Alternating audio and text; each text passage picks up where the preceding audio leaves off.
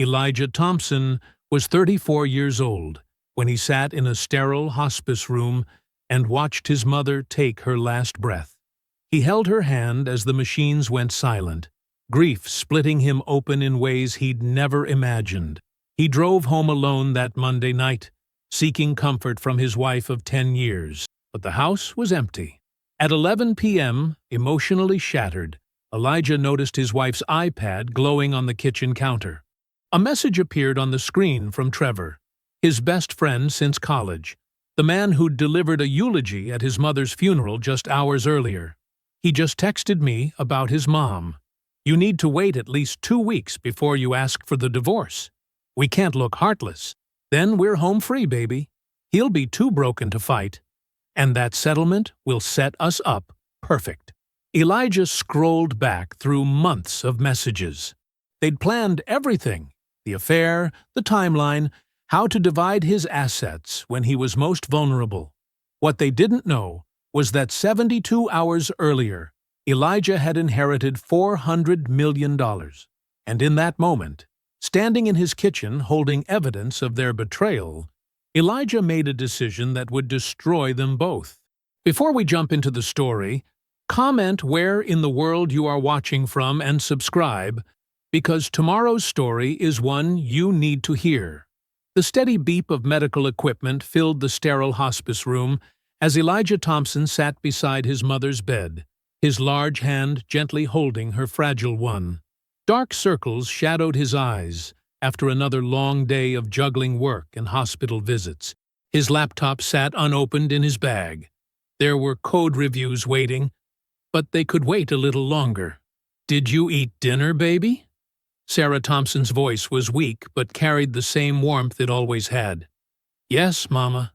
The cafeteria had your favorite, that terrible meatloaf you used to make me eat." Elijah managed a small smile, adjusting her blanket with his free hand. "Terrible?" She clicked her tongue. "That meatloaf put you through college, along with about 1,000 postal routes," he said softly, remembering how she'd worked extra shifts to help with his tuition, never complaining once. Sarah's eyes, though tired, studied his face. Simone couldn't make it again? She had a headache. Elijah shifted in the uncomfortable chair. Said she needed to rest. Sarah's expression remained neutral, but something flickered in her eyes. 3 years of rest since she quit that paralegal job. Must be nice. Mama, don't start. Elijah sighed. She's just finding herself. Finding something, certainly. Sarah squeezed his hand with surprising strength. You listen to me, Elijah Thompson. Your mama didn't raise no fool. Patience reveals everything in time.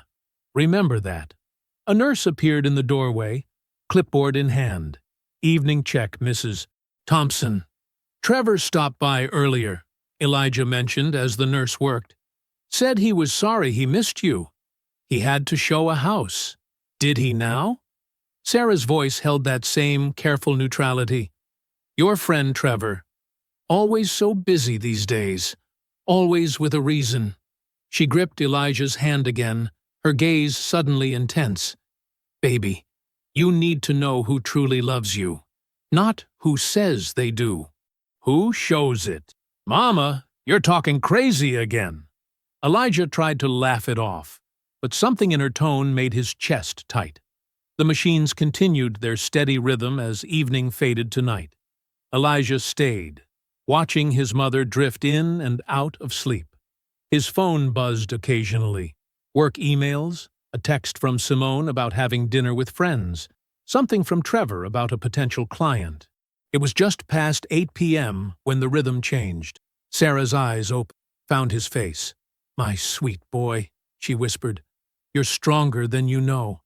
Don't let anyone tell you different. The machines began their awful song at 8:17 p.m. Elijah held her hand as she slipped away, tears rolling down his face as nurses rushed in. Time blurred. Forms were signed. Calls were made. His fingers shook as he dialed Simone's number. Straight to voicemail. He tried again. Nothing. Trevor's phone rang 4 times before answering. Hey, man. What's up? She's gone, Trev. Elijah's voice cracked. Mama's gone. Oh shit, bro. Oh man. Trevor's voice rose with practiced concern. I'm so sorry. Listen, I'll be right there. Just gotta wrap something up. Don't move, okay? But an hour passed, then 2. Trevor never showed. Elijah sat alone in the now empty room, his mother's absence a physical ache in his chest. The drive home felt surreal. Streetlights smeared across his windshield. Or maybe it was just the tears. He tried Simone again. Still nothing. His house was dark when he pulled into the driveway at 11:45 p.m. No porch light. No welcoming warmth. Just empty windows staring back at him. Inside, the silence pressed against his ears. Their wedding photos smiled at him from the hallway wall. Him in his tux, Simone, radiant in white, Trevor grinning as best man. His phone buzzed. Dinner with the girls ran late. So sorry, baby. I'll be home soon. Love you. Elijah stood in his dark kitchen, feeling the wrongness of it all. His mother's voice echoed in his head. Patience reveals everything. His hand brushed something on the counter, Simone's iPad. The screen lit up with a notification. He stared at it, his mother's words about knowing who truly loves you ringing in his ears. The house felt hollow, wrong, like a stage set waiting for the real drama to begin. Steam rose from the untouched coffee mug in front of Elijah as morning light crept into his kitchen. The clock on the microwave blinked 6:00 a.m., marking another sleepless hour. His body felt heavy, disconnected, like he was watching himself from somewhere far away. Simone had slipped in at 2 a.m., her designer perfume trailing behind her. She'd kissed his forehead, mumbled, "I'm so sorry about your mom," and disappeared upstairs. No real comfort, no sitting with him, just empty words and the sound of their bedroom door closing. The house creaked and settled around him. Every noise seemed too loud, too harsh. His mother's voice echoed in his mind, her final words about strength, about knowing who truly loves you. The memory made his chest ache. By 7 a.m., Simone rushed downstairs in her workout clothes. "Going to yoga," she announced, grabbing her water bottle. "You should try to sleep, baby. You look terrible." He nodded numbly, still staring at his cold coffee. The front door clicked shut behind her. The drive to work felt like moving through fog. Streets he'd driven hundreds of times seemed unfamiliar.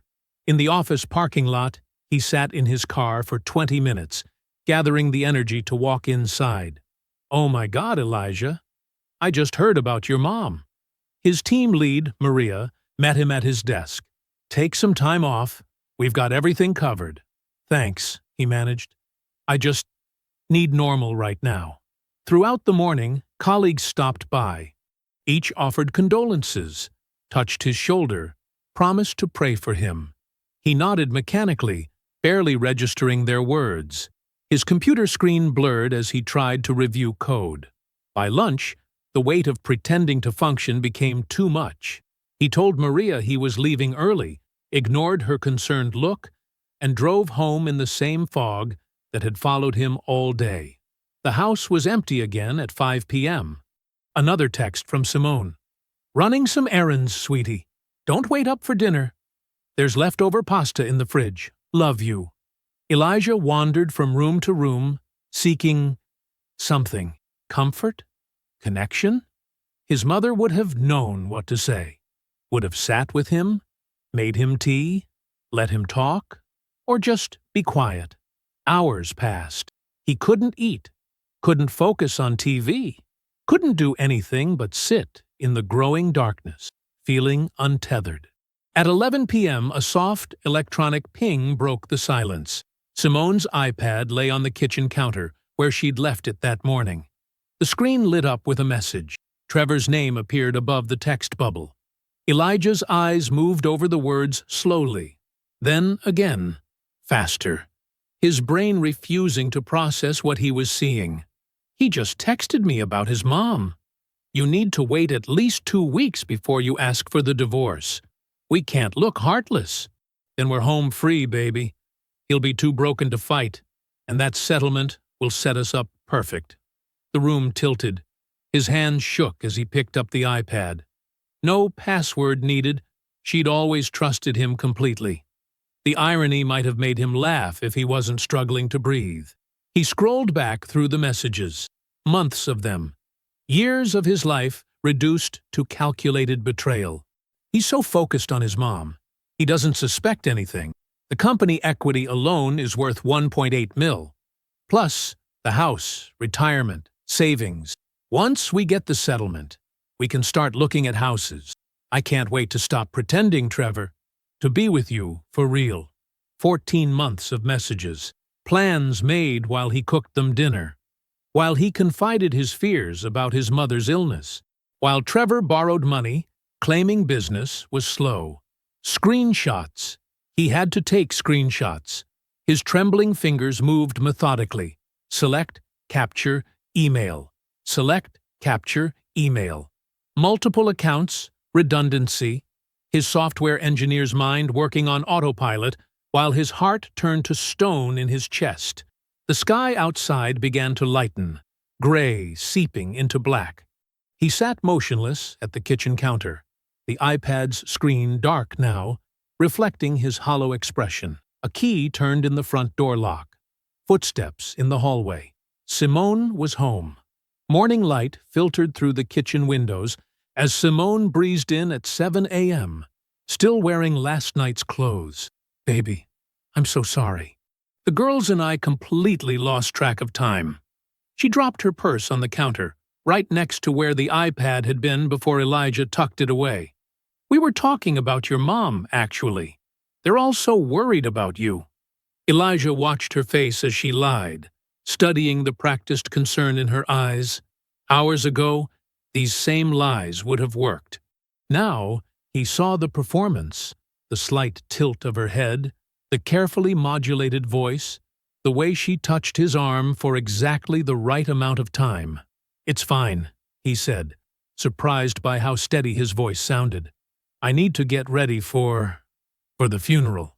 Her face shifted to appropriate solemnity. Of course. I laid out your dark suit. Do you want me to call Trevor? He could drive us. The sound of Trevor's name made Elijah's stomach clench. No, I'll drive. The funeral home was all polished wood and muted lighting. Elijah sat in the front row, Simone beside him in a perfectly appropriate black dress, her hand resting on his knee. Every squeeze of supposed comfort felt like a snake constricting. People filled the rows behind them. His mother had been loved.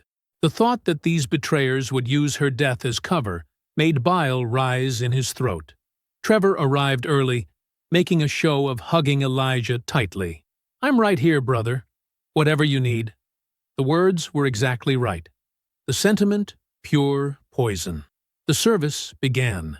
Elijah watched everything through new eyes, cataloging details. How Simone dabbed at dry eyes with tissues.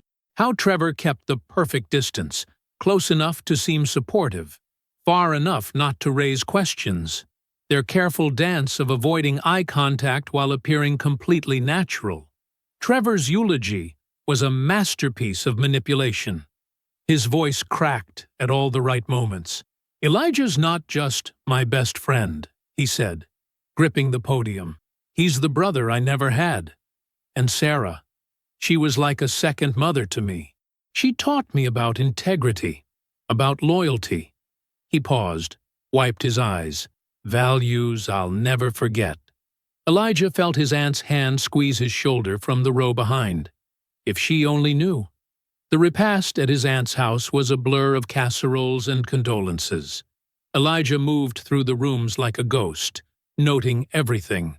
Trevor worked the crowd expertly, the concerned best friend in full display. Near the kitchen, Elijah overheard Trevor talking to his cousin Marcus. Yeah, man. Eli's gonna need us more than ever. I'm gonna make sure he gets through this. The sincerity in his voice was flawless, Oscar-worthy. Evening brought Trevor to their door, carrying beer and takeout. Thought you guys shouldn't have to cook tonight. They sat in the living room, the food untouched. Elijah saw his chance to test them. "I've been thinking," he said, staring at his hands, "about taking some time. A sabbatical, maybe." Trevor and Simone exchanged the briefest glance. "The company, it all feels so meaningless now, you know? Maybe I should simplify. Liquidate some assets. Clear my head." Trevor's pupils dilated slightly. Simone shifted forward in her chair, excitement poorly masked as concern.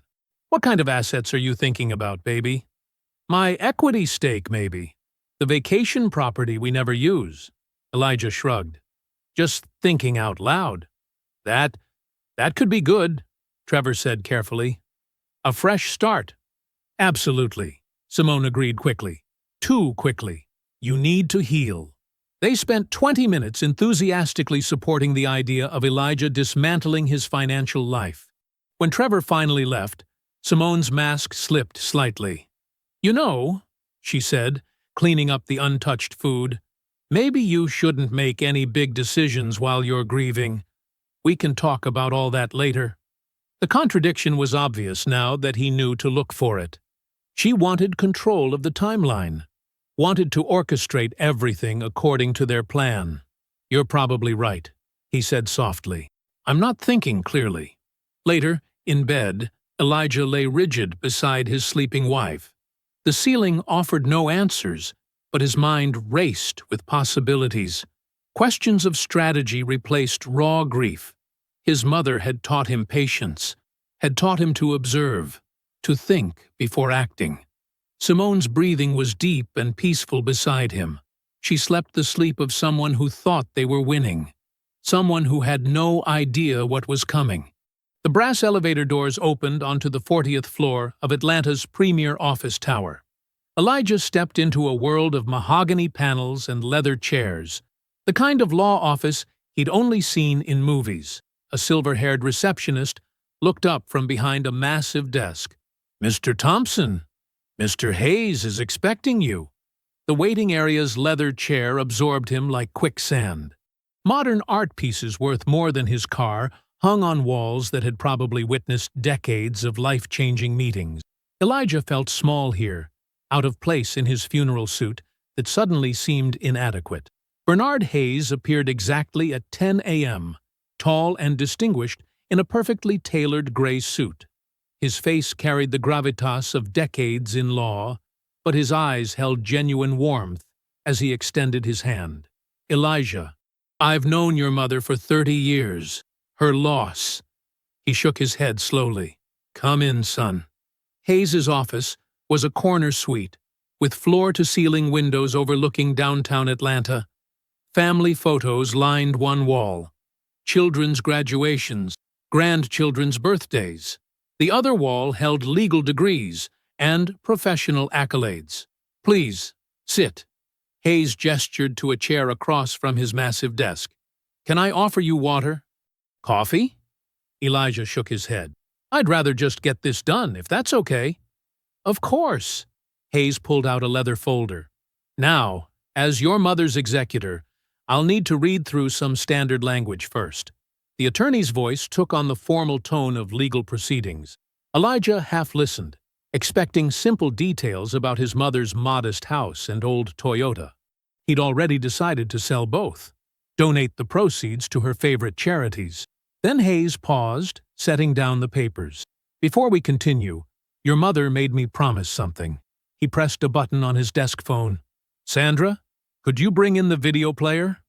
The receptionist wheeled in a small TV on a cart. Hayes inserted a USB drive. "She wanted you to hear this part in her own words." The screen flickered to life. Sarah Thompson sat in this same office, filmed weeks ago. Despite her illness, her eyes were clear and determined. Elijah's throat tightened, seeing her. "My sweet boy," she began, "if you're watching this, I'm gone. And there's something you need to know." She smiled sadly. "Your grandparents were among the first black families to own land in what became downtown Atlanta. Smart people, forward-thinking. They bought when white flight made property cheap, held on when others sold, added more when they could. She leaned forward in her chair. Over decades, through trusts and quiet holdings, our family built something extraordinary. Bernard's firm helped us manage it, protect it, grow it.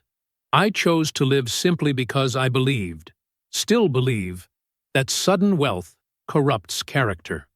I wanted you to build your own life, develop your own integrity, without this burden or blessing hanging over you.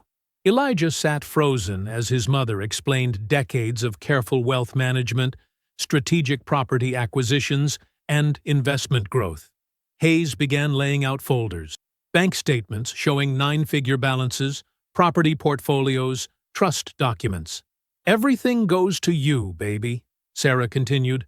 $400 million in total assets. Use it wisely.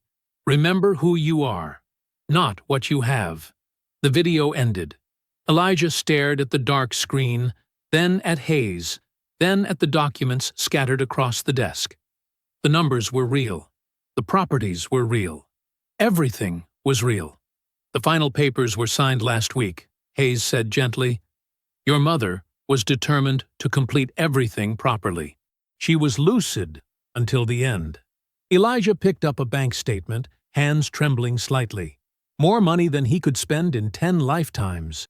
His mother had known this while living in her small ranch house, driving her old car, clipping coupons.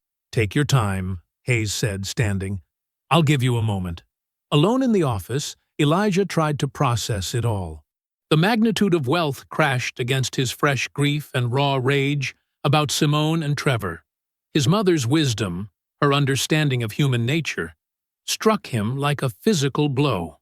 Hours later, Elijah sat in his car in the parking garage, documents spread across the passenger seat. The afternoon sun slanted through concrete pillars, making the papers glow like ancient scrolls. His phone buzzed for the 4th time. Text from Simone. "Where are you?" Getting worried. Elijah stared at the message, tasting copper on his tongue. Thursday evening painted long shadows across Elijah's driveway as he pulled in, the folders from Hayes's office safely hidden in his trunk beneath a blanket. The front door opened before he could reach it. Simone stood there, concern etched on her face, concern he now recognized as performance. "Baby, where have you been?" "I've been worried sick." She reached for him, and he allowed her embrace, his arms moving mechanically to return it. "Just driving," he said, his voice carefully modulated to sound exhausted. "Needed to clear my head. Lost track of time." Relief flooded her features. "Of course, that's totally understandable. You've been through so much." She squeezed his arm. "I made dinner. Your favorite pasta." The next morning, while Simone slept, Elijah made his first strategic move. Patricia Okoye's law office occupied a sleek building across town from Hayes's more traditional space. Where Hayes represented old money and discretion, Okoye specialized in sophisticated warfare disguised as family law. "Tell me everything," she said, dark eyes sharp as she leaned forward across her glass desk. "Leave nothing out." For an hour, Elijah laid out the situation, the affair, the texts, the inheritance, his mother's death. He watched Okoye's expression shift from professional interest to predatory focus. "They have no idea about the inheritance?" When Elijah shook his head, she smiled. "Perfect. We'll need documentation. Everything." By Monday, Elijah had assembled a team. The forensic accountant, a methodical woman named Janet Chen, began dissecting 7 years of bank statements. The private investigator, Marcus Webb, started surveillance and background checks. The revelations came quickly. Webb's first report landed Tuesday morning. Trevor Banks was drowning. Credit card statements showed $180,000 in debt spread across 8 cards. His real estate brokerage had filed internal complaints about missing client funds, $50,000 unaccounted for. His license renewal was under review. "He's desperate," Webb explained, sliding photos across Okoye's desk, "looking at potential criminal charges if the brokerage pursues it." Wednesday brought Chen's preliminary findings. "Your wife's been planning this for years," she said, spreading spreadsheets before them. Small transfers started 3 years ago, 47,000 total, funneled to a secret account at Third National. The pattern suggests premeditation. She began stealing long before any physical affair. Thursday's PI report hit hardest. Webb provided high-resolution photos. Trevor and Simone touring homes in Buckhead, holding hands when they thought no one was watching. Mortgage applications listing pending divorce settlement as assets. They'd already picked a house, a $1.4 million new construction with a pool. "They're telling realtors they're getting married in 3 months," Webb said, "already planning the life they'll build with your money." Through it all, Elijah maintained his performance at home. He moved through the house like a ghost, picked at his food, spoke little. When Simone suggested he take time off work, he nodded numbly. Perfect. It gave him more time to meet with his team. Friday evening, he played his masterstroke. Sitting at the kitchen table, coffee cooling between them, he spoke softly. "I think maybe we should try counseling." He watched Simone calculate behind her sympathetic expression. "Are you sure? You're dealing with so much already." "I just don't want to lose anything else right now." He let his voice crack perfectly. "Okay," she said, reaching for his hand. "We can try that, whatever you need." That night, after she went to bed, Elijah sat in his home office reviewing the week's evidence. The PI photos spread across his desk showed intimate moments. Simone laughing at something Trevor said outside a restaurant, their fingers intertwined, a stolen kiss in a parking lot. His mother's photograph watched from its silver frame. "I understand now, Mama," he whispered. Patience. The word felt different now, not a passive virtue, but an active weapon. In just 1 week, he'd laid the groundwork for something devastating. His team was in place, the evidence mounted. His performance was flawless. Monday morning cast weak sunlight through the bedroom windows as Elijah reached for his phone. He dialed his office number, adding a slight tremor to his voice. "Hey, Sarah, it's Elijah. I can't make it in today. Everything's just—" He let his voice crack. "I can't focus." His team lead was sympathetic. "Of course, Elijah. Take whatever time you need. We're all thinking of you." Simone appeared in the doorway as he hung up, concern painted perfectly on her face. "First time I've ever heard you call in sick," she said, moving to sit beside him. "Let me make you some tea." He watched her busy herself in the kitchen, noting how she checked her phone every few minutes, probably updating Trevor on his deteriorating state. The tea she brought him was exactly how he liked it, another calculated detail in her performance. "Thank you," he said softly, playing his part. "I just need time." Once Simone left for her yoga class, Elijah's real work began. He connected via secure video call with Patricia Okoye and his trust attorney, Michael Chen. "The inheritance needs to be absolutely bulletproof," Okoye emphasized. "Every document, every transfer, every trust formation needs to show clear separation from marital assets." Chen nodded, fingers flying over his keyboard. "We're creating 3 independent trusts, the first for liquid assets, the second for real estate holdings, the third for future investments. All documentation will clearly establish acquisition after your legal separation date." They spent hours structuring the transfers, Chen meticulously backdating paperwork to align with his mother's passing. By afternoon, $400 million was secured behind legal walls, so high even the most aggressive divorce attorney couldn't scale them. Tuesday brought the meeting with his company's board, conducted remotely to maintain his too devastated to work facade. The board members' faces filled his screen as he delivered his carefully crafted speech. "Given my personal circumstances," he said, voice appropriately strained, "I'm considering selling my equity stake. I need to simplify my life right now." The panic was immediate. Board members exchanged glances.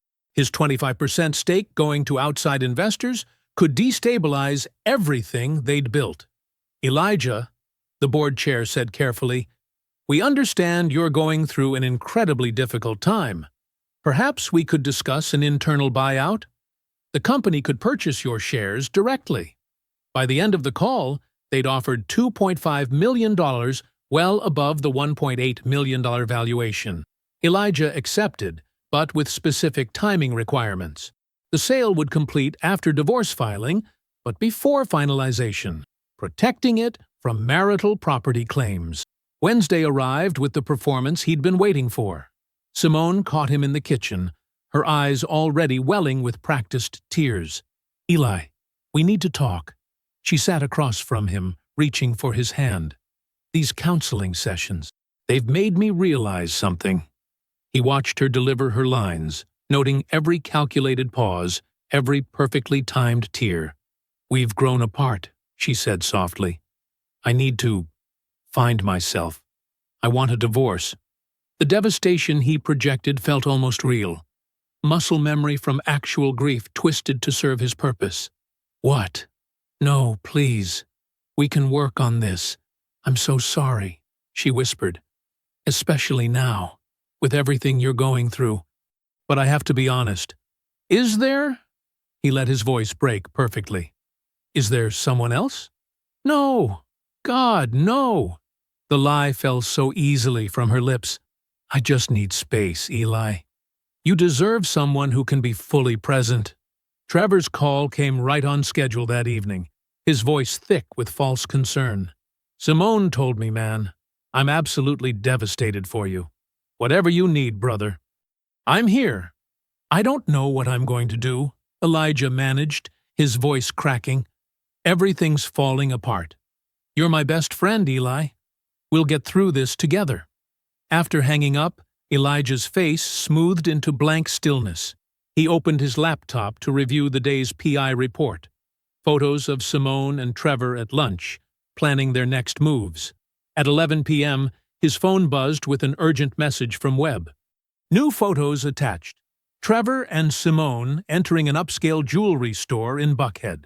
Through the window, they bent over a display case of engagement rings, hands clasped, smiling. The timestamp read 2:47 p.m., just 3 hours after she'd asked for divorce. Elijah forwarded the photos to Patricia Okoye with a single word: everything. Her response came immediately: "They never saw you coming." Week 3 arrived with the weight of legal machinery. The manila envelope landed on Elijah's desk at work. Divorce papers served professionally, discreetly. Richard Kraft, Simone's attorney, wasted no time launching his opening attack. The demands arrived in aggressive legal language. 50% of all assets, including forced liquidation of Elijah's company equity, immediate vacating of the marital home, and comprehensive financial discovery. Patricia Okoye reviewed the demands in her corner office, sunlight streaming through floor-to-ceiling windows. She smiled slightly, more predator than professional. "They're playing exactly as expected," she told Elijah. "Now we appear reasonable, broken even." Her response was masterfully crafted. "Our client is amenable to reaching a swift settlement. Recent personal losses have left him disinclined toward protracted litigation. However, we must insist on complete financial disclosure from both parties as required by court statute." Simone provided her disclosure with confident haste. The document listed her known accounts, credit cards, and assets, but conspicuously omitted the secret account containing $47,000 of marital funds. Patricia added the fraudulent disclosure to her growing arsenal of evidence. As weeks 4 through 6 unfolded, Elijah watched the pieces of his strategy lock into place. Kraft pushed aggressively in negotiations, each demand met with carefully calculated surrender. Simone's confidence grew with each perceived victory. Meanwhile, Trevor's carefully constructed world began crumbling, though he didn't know it yet.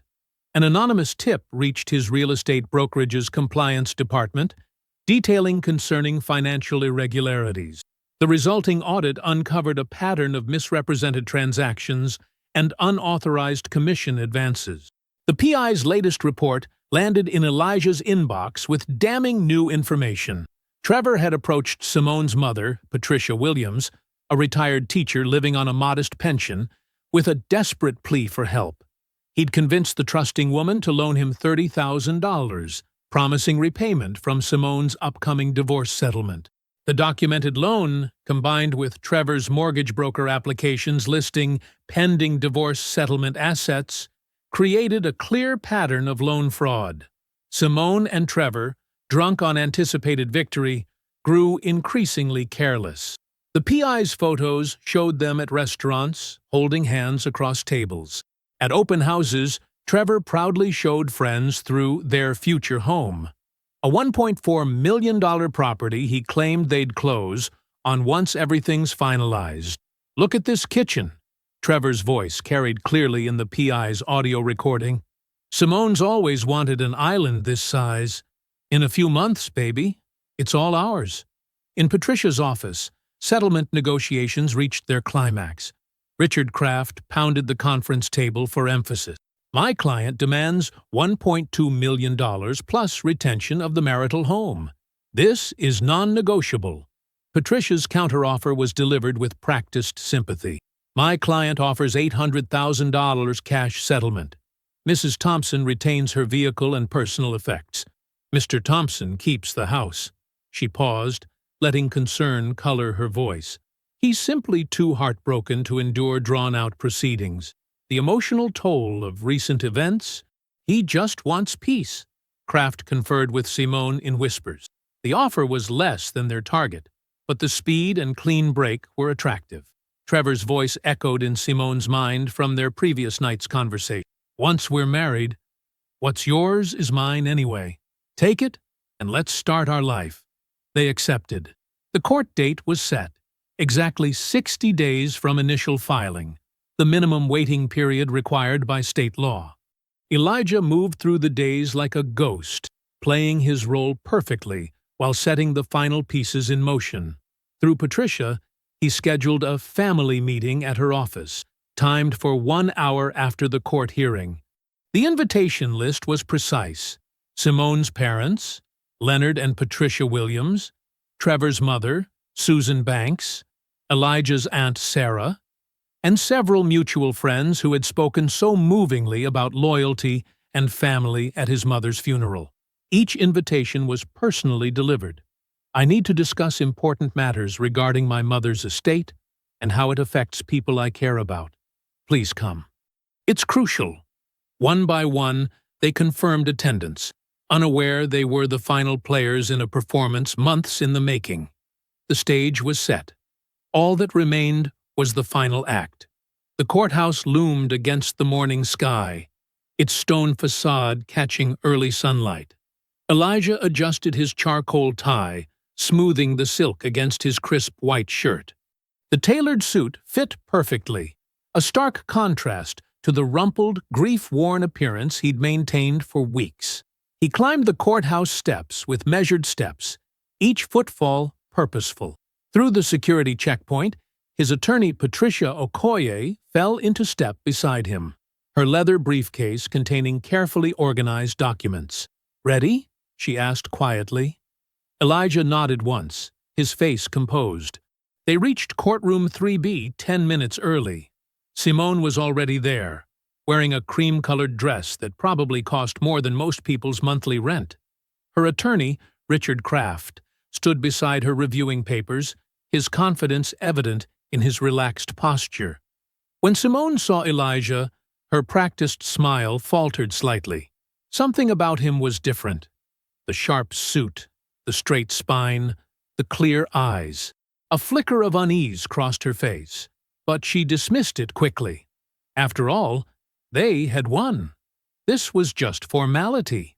Through the courtroom's windows, Elijah glimpsed Trevor pacing outside, checking his phone repeatedly. The sight of his former best friend didn't trigger the expected pain, just cool determination. "All rise," the bailiff called as Judge Martinez entered, her black robes swishing as she took her seat.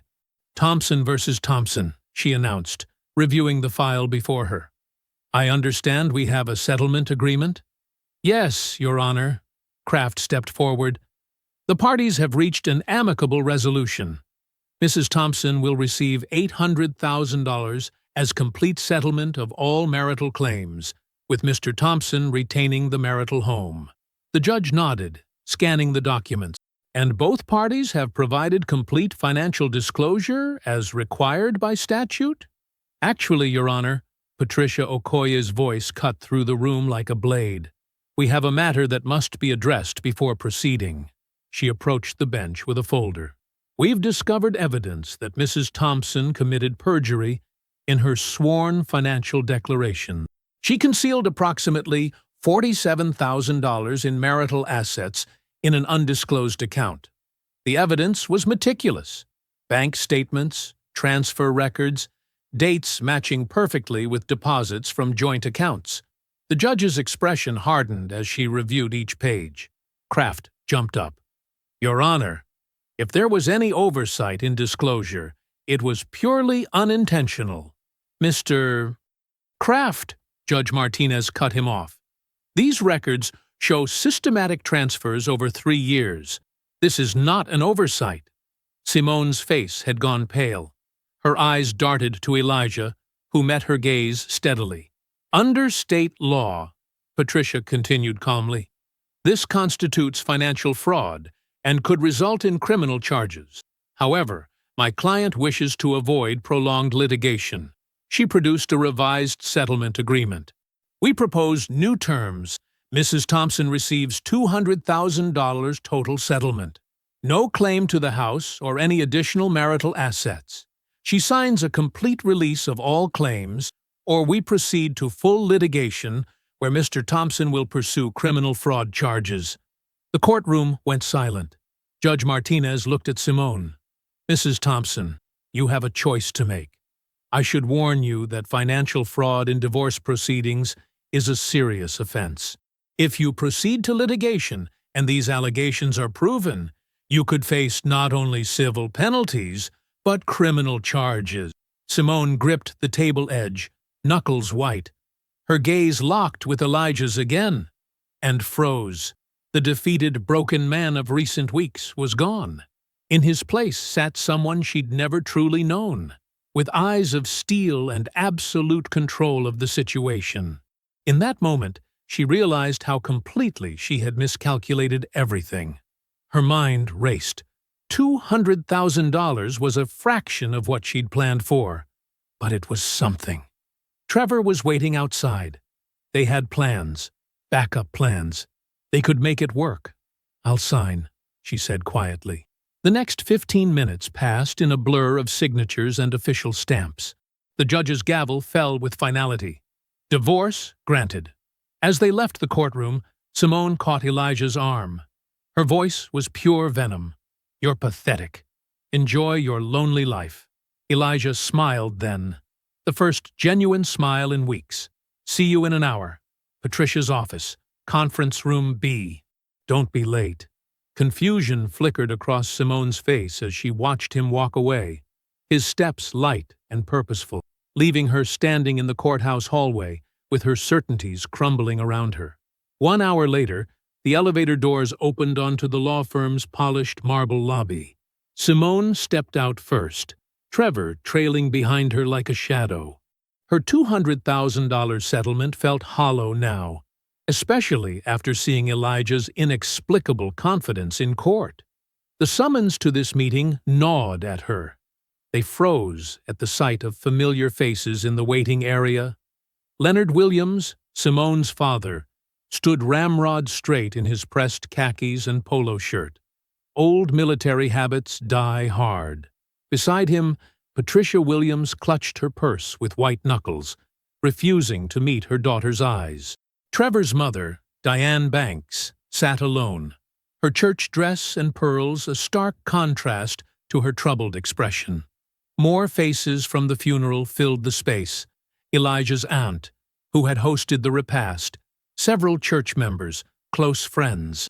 The air felt thick with unspoken tension. A young paralegal appeared.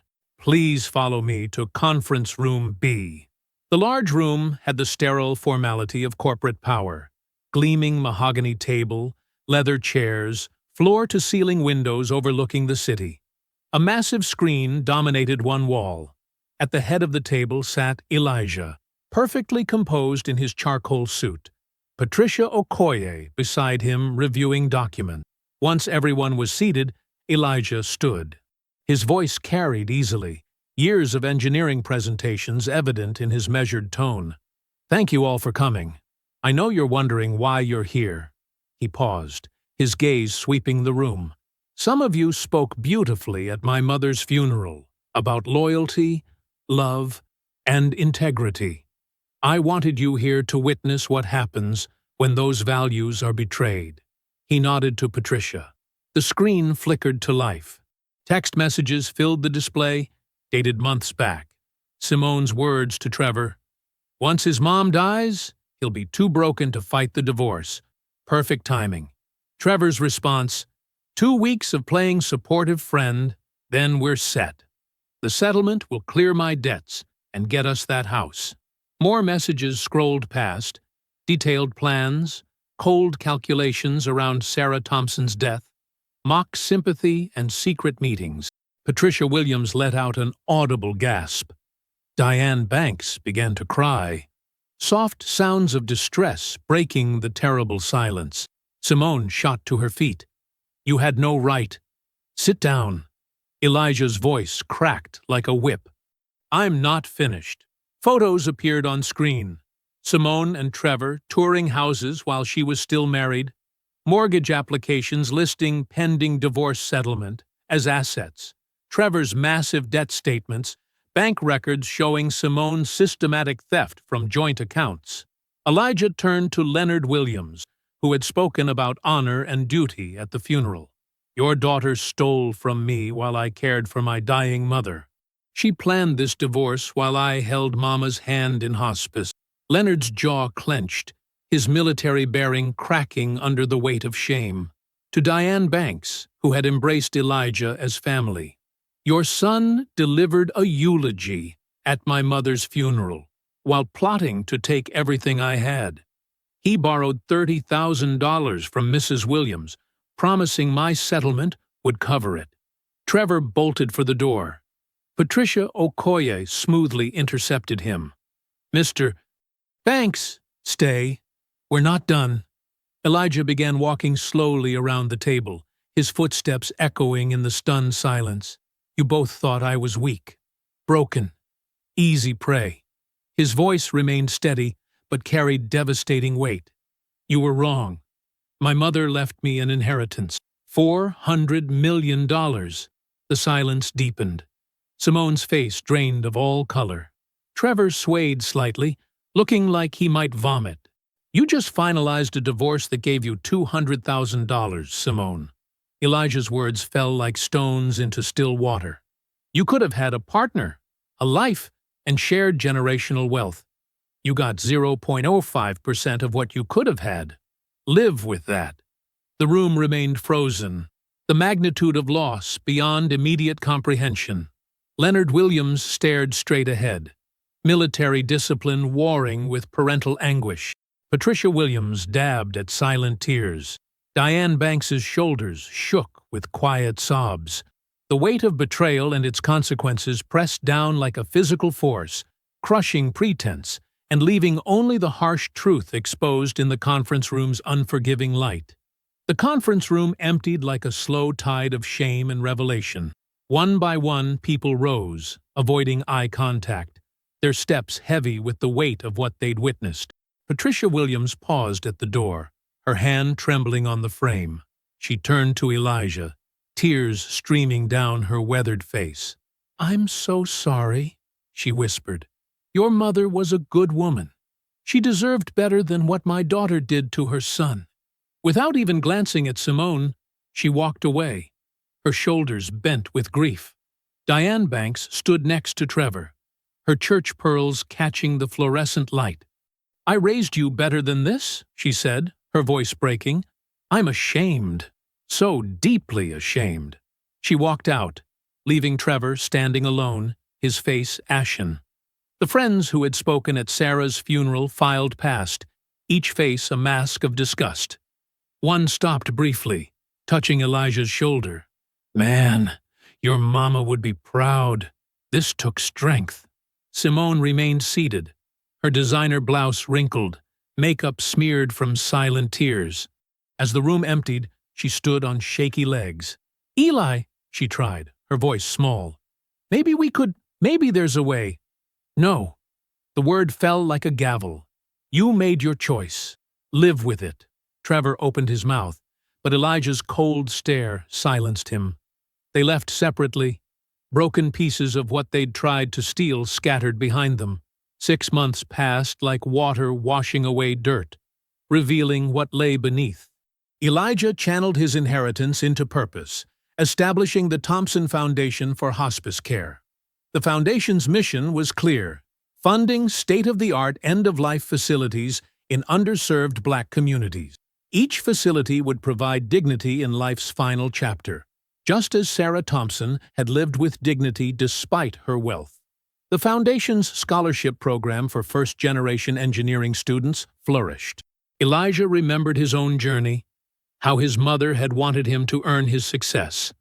Now he could offer others the same opportunity, with just enough help to open doors, but not enough to rob them of their drive. His aunt moved into a beautiful colonial house in a quiet neighborhood, her garden already blooming. Cousins launched businesses with careful seed funding: a food truck, a daycare center, a small tech consultancy. Each venture built on hard work, not handouts, just as Sarah would have wanted. Meanwhile, the city's karmic wheels turned slowly but inexorably. Simone's $200,000 settlement evaporated like morning dew. Trevor, still drowning in debt, convinced her to invest $80,000 in guaranteed real estate deals that collapsed spectacularly.